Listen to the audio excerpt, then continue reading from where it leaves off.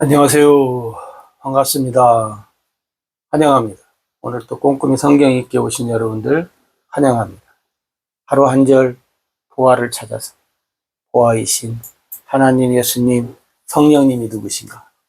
오늘 또 관찰, 고찰, 성찰, 통찰을 통해서 보화를 찾아봅시다. 오늘 385강 창세기 12장 1절에서 3절 같이 봅시다. 여호와께서 아브라함에게 이르시되 너는 너의 고향과 친척과 아비집을 떠나 내가 네게 보여줄 땅으로 가라. 내가 너로 큰 민족을 이루고 네게 복을 주어 내 이름을 창대케 하리니 너는 복이 될지라. 너를 축복하는 자에게는 내가 복을 내리고 너를 저주하는 자에게는 내가 저주하리니 땅의 모든 족속이 너로 말미암아 복을 얻을 것이니라 하신지라. 아멘.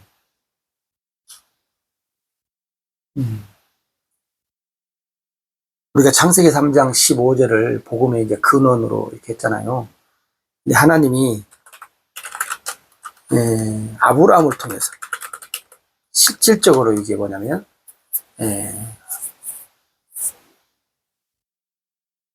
복음의 일을 실행하게 하지. 그죠? 이제 아브라함을 통해서 이 복음이 모든 족속에게 성경에 보면 하나님은 모든 족속의 하나님이에요. 다시 말하면 모든 사람의 하나님이시에요. 그리고 하나님은 하나님의 것은 모든 사람이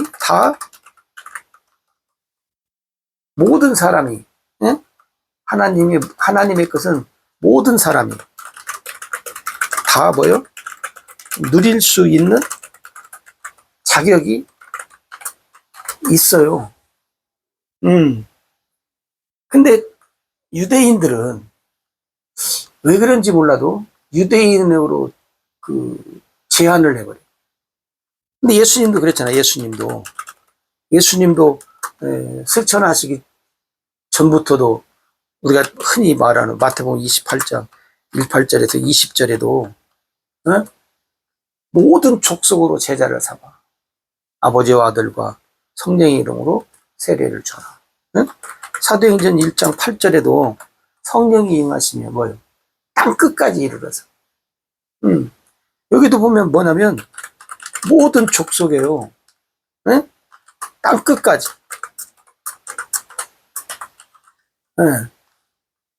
근데 이스라엘 백성들은 왜 그런지 몰라도 제한돼 버려요. 제한. 뭘 제한해요? 유대인들은 여러분 어떻게 하냐면 우리들만의 하나님. 다른 나라 사람들은 아니에요. 여러분 이게 얼마만큼 강하냐?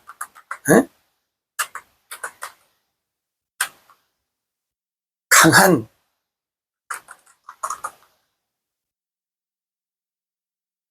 어떻게 보면 고집도 아니고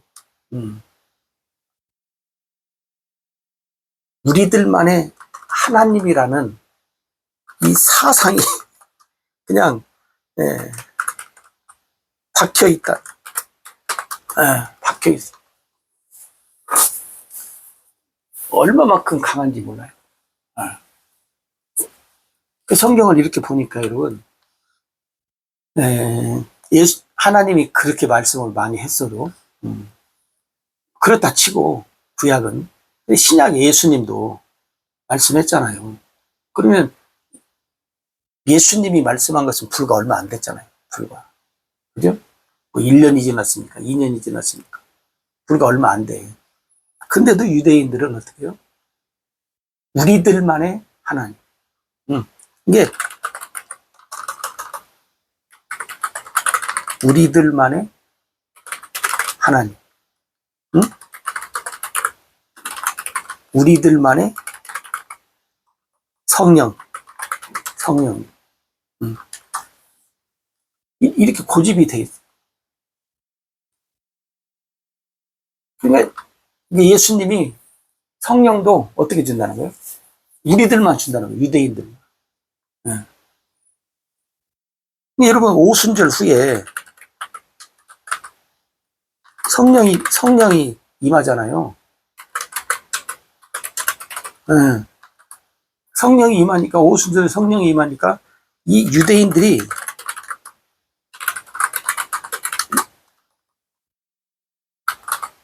누구에게만 복음을 전하는가? 유대인들에게만. 유대인들에게만 복음을 전해요. 응? 이방인들에게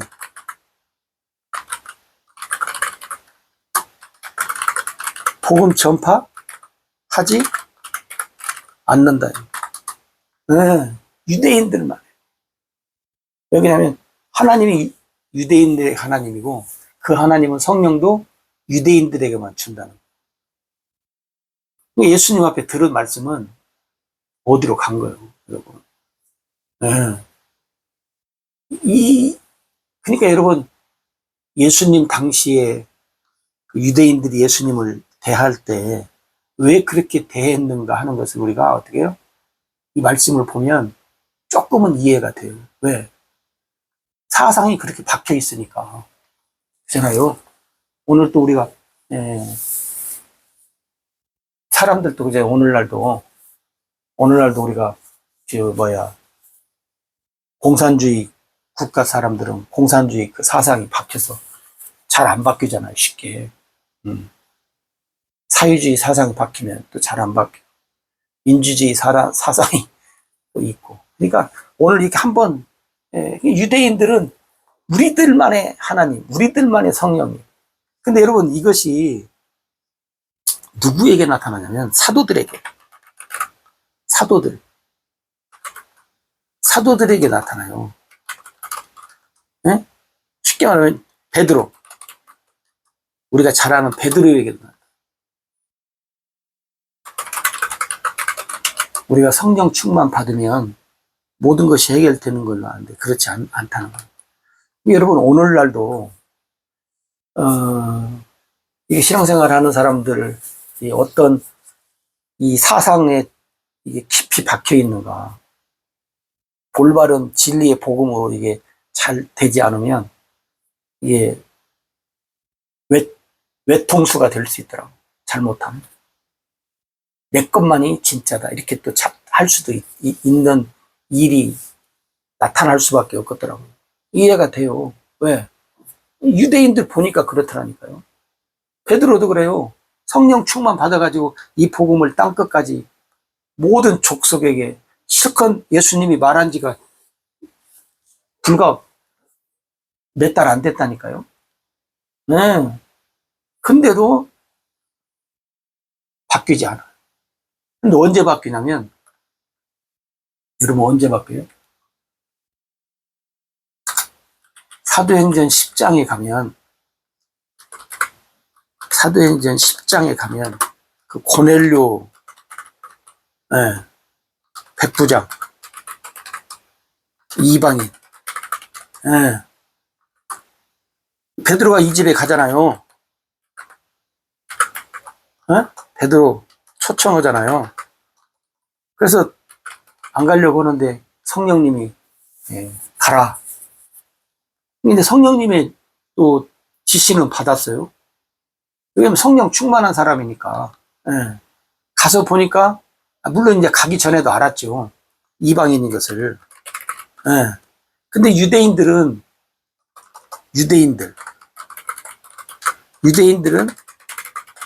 이방인과 뭐예요? 식사도 안 합니다. 대화도 하지 않습니다. 함께 이야기도 안 해요. 그러니까 그 요한복음 4장에 보면 상종치 않는다 그러잖아요. 그 여인이. 당신네하고 우리하고는 상종치 않는데 나한테 말을 하냐? 에? 말도 안 하는 것. 그 얘기 기억나죠? 근데 고넬료 가정에서 베드로가 복음을 전파해요. 그때 뭐요? 성령이 베드로 말대로 뭐라고 하냐면 오순절날 내린 성령이 똑같이 내렸다는 거예요. 고넬료 가정이. 그러니까 오순절날 베드로가 알잖아요. 성령이 어떻게 임했는가를 보고 듣고 경험했으니까. 그런데 고넬료 가정에도 오순절날 마가의 다락방에 오셨던 성령님과 똑같이 오셨다는 거예요. 그게 베드로가 놀래 나자빠지잖아요. 응? 베드로가 놀래요. 그래서 거기서 이제 물세례도 주고 또 며칠 더 있으면서 식사하고 또 말씀을 나눠주고 그리고 어디로 와요? 예루살렘에 와요. 예루살렘 교회로 오니까 예루살렘 교회에 앉아있는 사도들, 장로들, 이 사람들이 베드로를 어떻게 해요? 공격해요.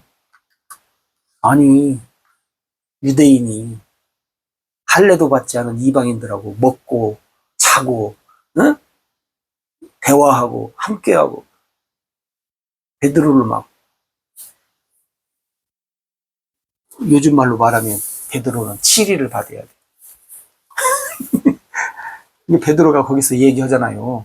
뭘 얘기해요? 베드로의 고백.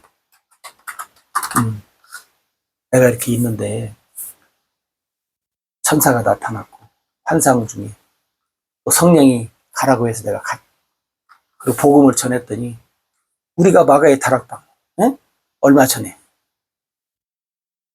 그게 사실은 뭐요 며칠이죠. 많은 달이 지나지 않았습니까? 며칠 전에 우리가 마가의 다락방에 임했던 성령이 똑같이 임했다. 그 가정이. 근데 그걸 내가 하는 일이냐? 응? 하나님이 하시는 일을 누가 막을 수 있냐? 하나님이 하시는 일인 것을 보고 베드로가 그걸 얘기해. 그때서야 사도들과 장로들과 거기 있는 성령 받았다고 하는 유대인들이 어떻게 해요? 아, 그러면 하나님이 이방인들에게도 복음을 줬는가? 그런 얘기를 해요. 그래서 그런지 몰라도요, 베드로 사건이 있고 난 뒤에 베드로와 사도들의 그 내용이 별로 없어요. 그 사도행전에 10장 좀 지나서 뭐 마지막 뭐 이런저런 이로 그러고 나서 누가 등장을 하냐면 바울이 등장을 해요. 바울이. 그잖아요? 사도행전 중반부터는 바울이 복음 전하는 것을 그리고 모든 서신서에 보면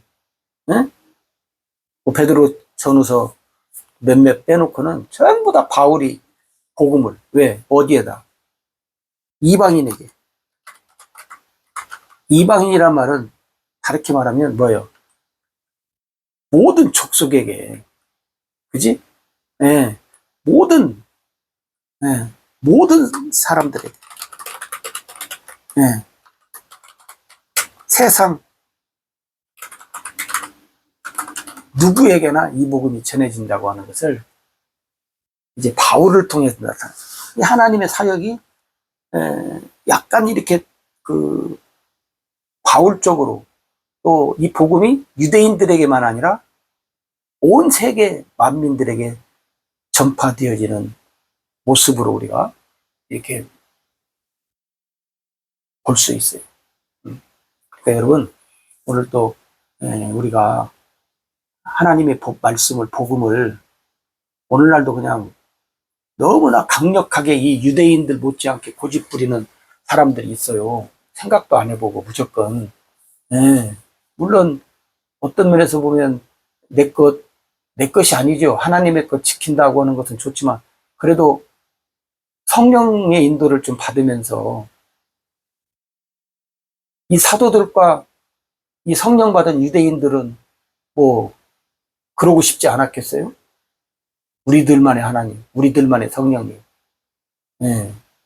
하나님은 아브라함도 우리 조상이지 니네들 조상 아니다.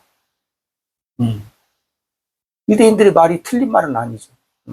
그러나 하나님은 예수님을 통해서도 아니라고 분명히 말했음에도 불구하고, 예, 오늘 우리도 혹시 고집 부리시는 분이 계시면 한번 돌아봤으면 좋겠어요. 말씀으로. 그래서 내가 고집 부리는 것이 정말로 타당한가? 하나님 복음 앞에 올바른가?